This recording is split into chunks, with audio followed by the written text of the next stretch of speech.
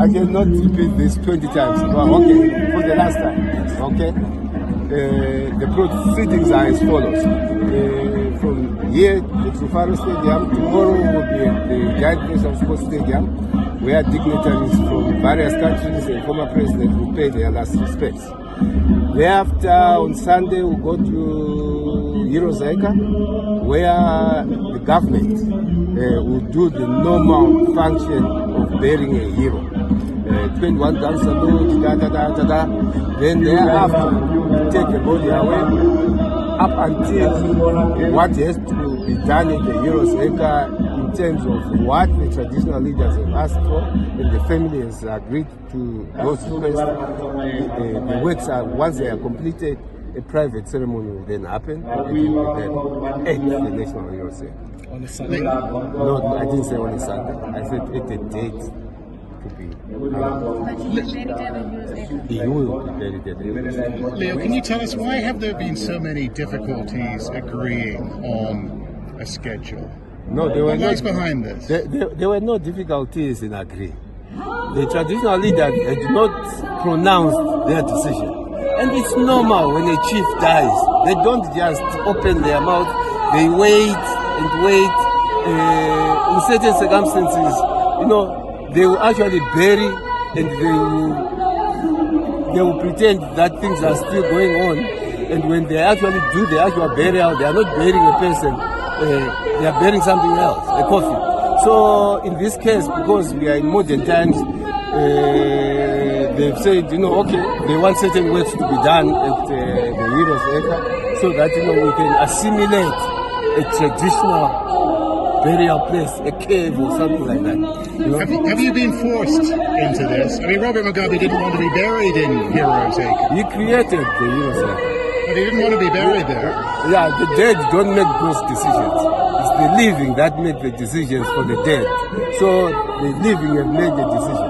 But Mr. Mugabe, you are saying there's no confusion. The president had pronounced that the burial was on Sunday, and the family was saying we are not agreeing to that program. That's where the confusion is coming from. I am the spokesperson of the family. I never said that. You said the president. I didn't say it. I speak on behalf of the family.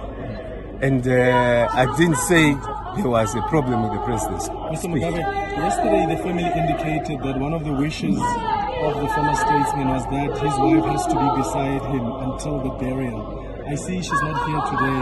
Is there any particular reason for that? No, the family is there.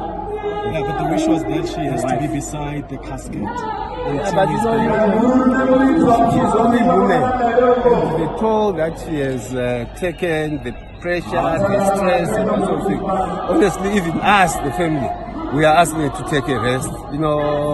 This has been a long journey since last Friday. Today we are Friday, this 1 week. So you can imagine 1 week of mourning. Does the entire family agree with the decision to... It's a family decision.